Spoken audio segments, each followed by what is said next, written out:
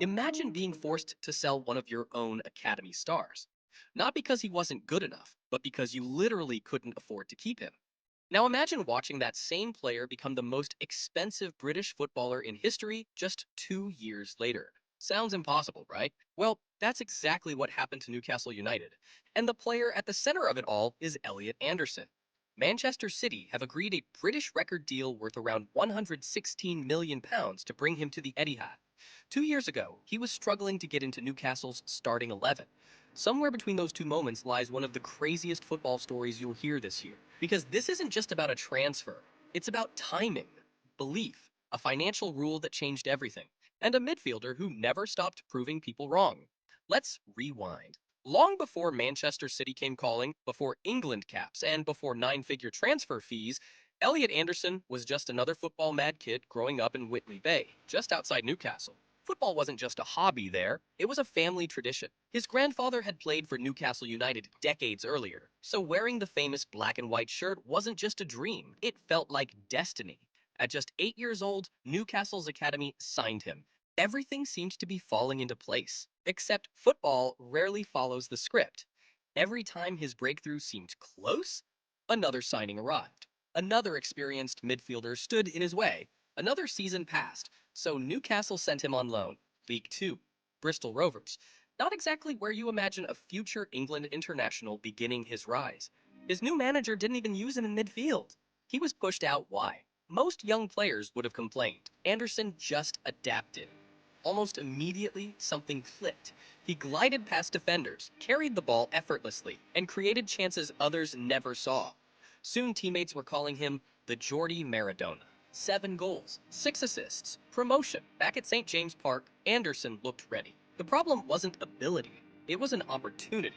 Then came the summer of 2024. The Premier League's profit and sustainability rules left Newcastle dangerously close to breaching spending limits.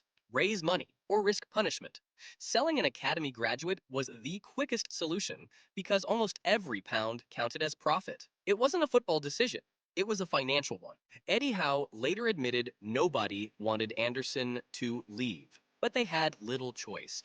Nottingham Forest saw an opportunity. They moved quickly, signed Anderson, and quietly walked away with what might become one of the Premier League's greatest bargains. Forest trusted him immediately. Week after week, he started. Week after week, he delivered. He became the heartbeat of their midfield, winning tackles, driving attacks, pressing relentlessly, still sprinting in the 92nd minute like the match had only just begun. The statistics looked impressive, but they never told the whole story. You had to watch him. He makes everyone around him better. Before long, England noticed too. Just 3 years after playing League Two football, Anderson made his senior England debut and produced man-of-the-match performances. Thomas Tuchel called him the complete package. Then came the World Cup, and suddenly millions of fans were watching him dominate football's biggest stage. That's when Manchester City made their move. Forest rejected the first offer, then the second. They knew exactly how valuable he had become. Eventually, City returned with an agreement worth around £116 million, making Anderson the most expensive British footballer ever. Think about that. Newcastle were forced to sell him because of financial regulations. 2 years later, Manchester City decided he was worth a British record fee. Football can be cruel. Football can also be unbelievably ironic. But why did City want him this badly? Simple. They're not buying goals. They're buying control. Since Bernardo Silva's departure, City have lacked someone who can press relentlessly, escape pressure, win duels, keep possession, create attacks and track runners. That's exactly what Anderson has become. Under Enzo Maresca, City's midfield will revolve around intelligence, movement, and relentless intensity. Anderson fits that blueprint perfectly. At just 23, he's already shown he can dominate Premier League games, handle World Cup pressure, and improve every team around him. Now imagine him alongside Rodri, Phil Foden, and Erling Haaland. That's exactly what City are betting on. Of course, the price tag changes everything. Every misplaced pass will be analyzed. Every quiet game will become a headline.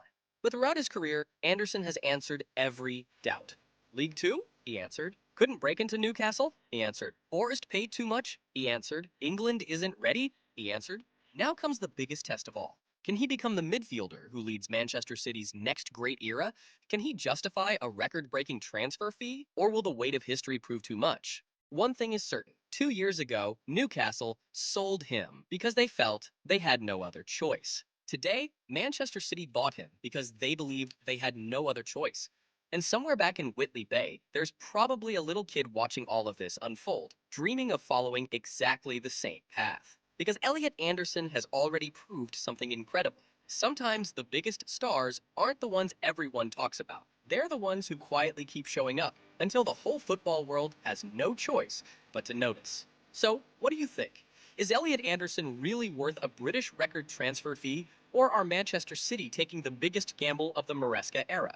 Let me know your thoughts in the comments. If you enjoyed this story, leave a like, subscribe for more football stories that go beyond the headlines, and we'll see you in the next one.